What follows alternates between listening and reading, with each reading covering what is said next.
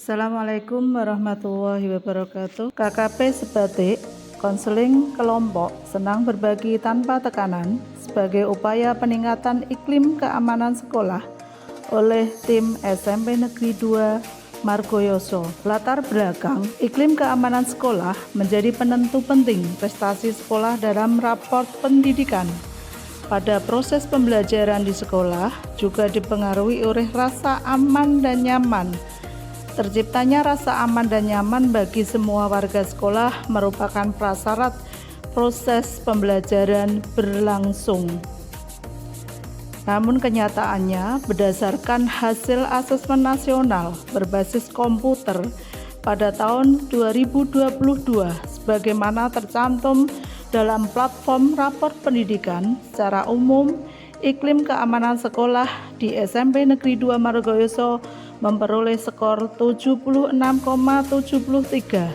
sedangkan rapot tahun 2023 iklim keamanan sekolah memperoleh skor 73,9.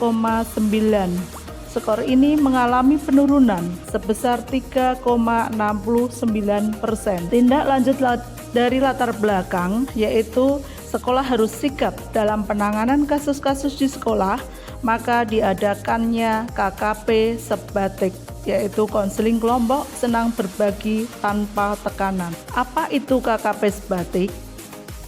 KKP Sebatik adalah konseling kelompok senang berbagi tanpa tekanan, adalah suatu layanan atau bantuan oleh seorang konselor kepada individu yang membutuhkan untuk menyelesaikan masalah yang sedang dihadapi, yang dilaksanakan dalam situasi kelompok dengan melibatkan fungsi saling mempercayai, saling pengertian, saling menerima, dan saling mendukung.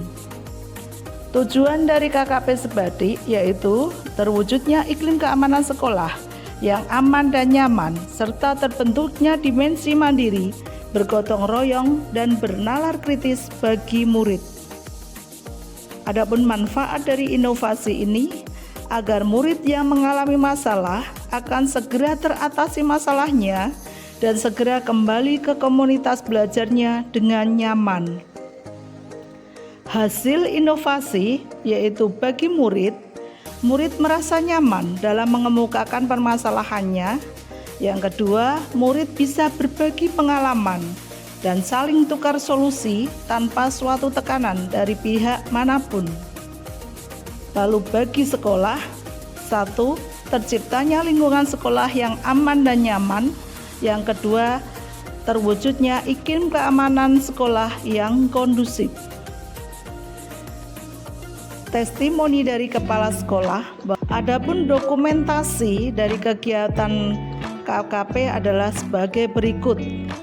Tahap pertama yaitu pra-konseling. Pada tahap awal ini, para anggota kelompok yang telah lolos seleksi dimasukkan ke dalam keanggotaan sesuai dengan pertimbangan homogenitas. Yang kedua, tahap permulaan.